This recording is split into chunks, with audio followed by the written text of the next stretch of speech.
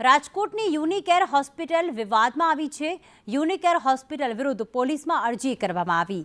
સામાન્ય ઈજામાં ડોક્ટરે ઓપરેશન કરતા આક્ષેપ કરવામાં આવ્યો અને જે પગમાં ઈજા ન હતી તે પગનું ઓપરેશન કર્યાના પરિવારજનોનો આક્ષેપ।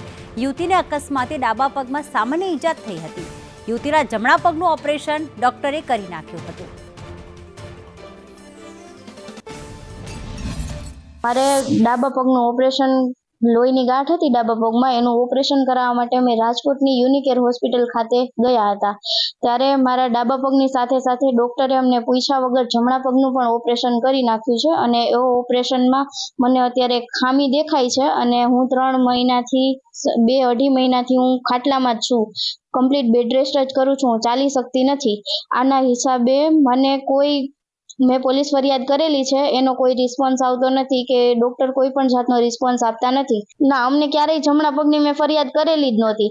મને જમણા પગમાં કોઈ પણ જાતનો પ્રોબ્લેમ નહોતો। ઓપરેશન પછી હવે મને જમણા પગમાં અસહ્ય દુખાવો થાય છે, જેના હિસાબે હું ચાલી પણ શકતી નથી।